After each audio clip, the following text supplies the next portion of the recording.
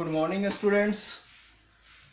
मैं सौरभ रंजन, आपका SST teacher, एक बार फिर एक नए वीडियो में जो कि क्लास 9th और चैप्टर 4 ज्योग्राफी जिसका टाइटल है क्लाइमेट, जिस चैप्टर का टाइटल है क्लाइमेट, इस वीडियो में ये वीडियो का पार्ट 1 है, तो ये भी एक इंट्रोडक्शन ही होगा। लेकिन आप जो है इस पीडीएफ की डिमांड जरूर करें, इसके साथ ही आपको कंटेंट समझ में आएगा बच्चों।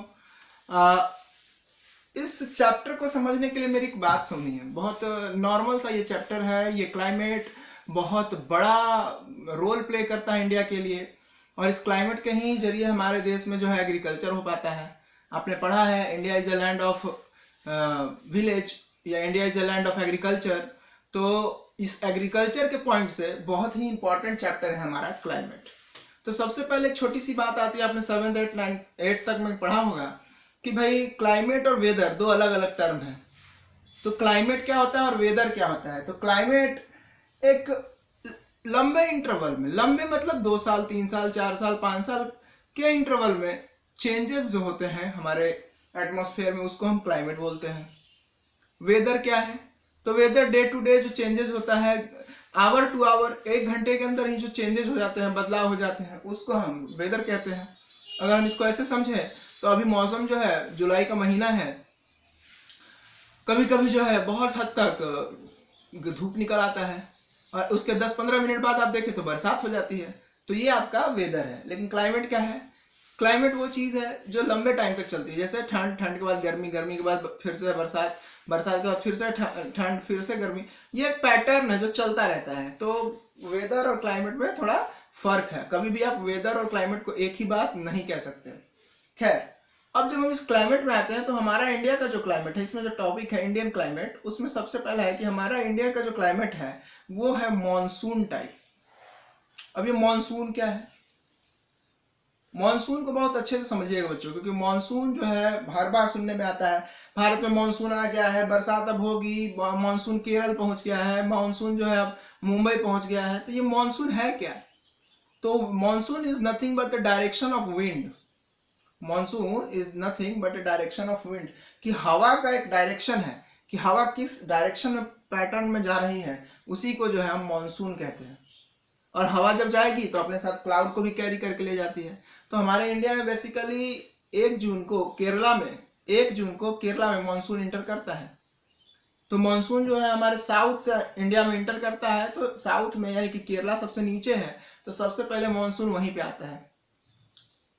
अब जब मानसून वहां पे 1 जून को आ जाता है तो बारिश होने शुरू हो जाती है, और जब वहां आ जाता है तो फिर धीरे धीरे धीरे धीरे आप देखेंगे 1 जून के बाद 10, 10, 15, 20, 25, उसके बाद जुलाई, जुलाई के बाद जो है जुलाई, लास्ट जुलाई होते होते पूरे भारत को मानसून घेर लेता है, यानी पूरे भारत में बरसात होना शुरू हो जाता है।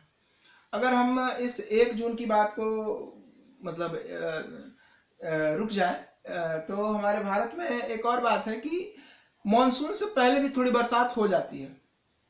तो मॉनसून के पहले जो बरसात हो जाती है, मई के महीने में बरसात हो जाती है, तो इसको हम प्री मॉनसून कहते हैं। क्या कहते हैं बच्चों? Pre monsoon. अब ये प्री मॉनसून जो होता है ना, वो कभी कभी होता है, और होता है तो ये आम को पका देता है। आपका जो आम है मीठा बन जाता है, आम खाने में मजा आने लगता है। या इसको अलग अलग जगहों पे अलग अलग नाम से कहते हैं। कोई इसको काल बैसाखी भी कहता है, कोई इसको मैंगो सावर भी कहता है। कर्नाटका में इसको कॉफी सावर भी बोलते हैं, कॉफी के खेतों में ये जाता है। तो याद रखें कि 1 जून से पहले कोई भी वर्षा होती है, वो लगभग आपका जो है वो बरसात जो है वो प्री मानसून है, अचानक से हो गई वर्षा है। और ये होती क्यों है?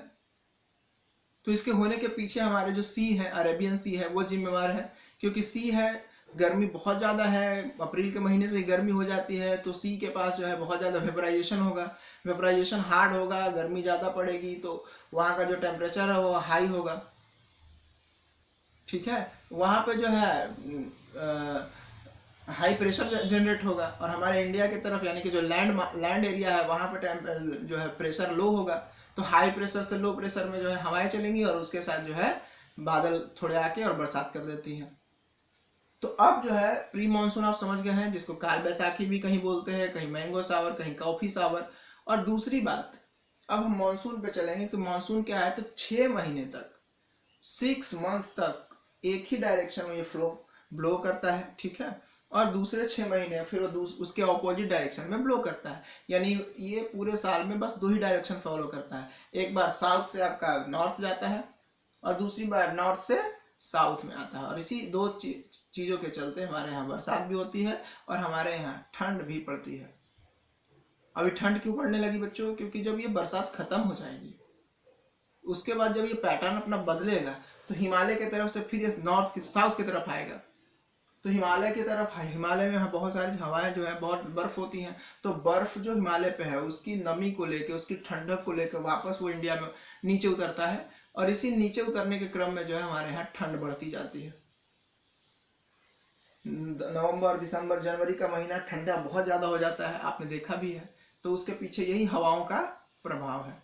खैर, अब जब हम इस चैप्टर में चलेंगे बच्चों तो हम बात करेंगे कि मॉनसून जो है उसके क्या तरीके, मतलब क्या लक्षण है, क्या जो है चीज़ें वो दिखाती है। तो उसमें मॉनसून हमारे इंडिया में थोड़ा सा एडवर्स भी कह सकते हैं या इसको क्या बोल सकते हैं, मतलब डिफरेंट है, थोड़ा अलग है। प्लेस टू प्लेस हमारे यहाँ इंडिया में मॉनसून बहुत वैरी करता है। बहुत ऐसे स्ट्रक्चर है इंडिया में जिस स्ट्रक्चर के चलते जो है वहाँ का मॉनसून बिल्कुल बदल जाता है, वहाँ पे जो है क्लाइमेट चेंज हो जाता है और दूसरी जगह पे बिल्कुल नहीं होता। इसका एक छोटा सा एग्जांपल आप समझ लीजिए कि आपके मेघालय में जो मानसीरामा है, मानसीरामा में हाईएस्ट रेनफॉल होता है वर्ल्ड का हाईएस्ट रेनफॉल होता है। एवरग्रीन फॉरेस्ट मिलते हैं, लगभग आपका जो है नियर अबाउट 400 सेंटीमीटर रेनफॉल होता है, 400 सेंटीमीटर। और वहीं हमारा लद्दाख है 400, वहीं हमारा लद्दाख है, लद्दाख के पास बिल्कुल रेन नहीं होता है, उसको जो है 10 centimetre only 10 centimetre rainfall per annum होता है। तो आप देखें कि एक जगह बहुत हार्ड रेनफॉल हो रहा है, बहुत हाई रेनफॉल है, दूसरी जगह बिल्कुल नहीं है। तो ये सब चीज़ें दिखाता है कि इंडिया में अलग अलग जगह पे बहुत अलग चीज़ है। जैसे अरावली रेंजेस हैं, वहाँ बरसात नहीं होती है, और वही वेस्टर्न घाट है, इतनी बरसात होती है कि पता नहीं कितनी नदियाँ जो है वहाँ से निकलती हैं। बहुत सारे राज्यों में जो है बहुत हाई रेनफॉल होता है, बहुत में कम होता है, बहुत में बिल्कुल कम होता है, जैसे राजस्थान। तो ये जो क्लाइमेट है, ये जो मॉनसून है, इसके बड़े अलग अलग इफेक्ट है। इसी के चलते हमारा पूरा एग्रीकल्चर बदल जाता है। बहुत हाई रेनफॉल होता है, वहाँ कोई एग्रीकल्चर नहीं होता है। एवरेज रेनफॉल होता है तो वहाँ बहुत एग्रीकल्चर होता है। ये आपका बिहार, यूपी, हरियाणा, पंजाब, वेस्ट बंगाल वाले एरिया में। अब इन रेनफॉल के चलते बहुत सारी नदियाँ जो हैं उनके अंदर बाढ़ भी आ जाती है। आप भारत में देखेंगे हिमालय से निकलने वाली कई नदियों में अचानक बरसात का पानी और आ जाने से बाढ़ बहुत ज़्यादा बढ़ जाती है। कोसी गंडक की बात करेंगे, हिमालय नेपाल में बहुत अधिक बारिश होने के चलते वहाँ बाढ़ आता है, उसके चलते हमारे यहाँ कोसी में पानी छोड़ा जाता है। तो बहुत सारे इफेक्ट देखने को मिलते हैं। कई जगह सूखा पड़ जाता है, कई राज्य ऐसे हैं जो सूखे से मरेंगे और कई ऐसे राज्य जो बाढ़ से मरेंगे। तो ये सभी स्थितियां बनेंगी, लेकिन अभी इस चैप्टर की जो बातें होंगी वो नेक्स्ट वीडियोस में हम करेंगे। तब तक आप जो है इस चैप्टर के बारे में बातें कीजिए, भैया दीदी किन्हीं से भी बात कर सकते हैं, जिनको भी जानकारी है हमसे जुड़कर ज़्यादा से ज़्यादा नॉलेज को इकट्ठा कीजिए और आप PDF की डिमांड करें। थैंक यू बच्चों।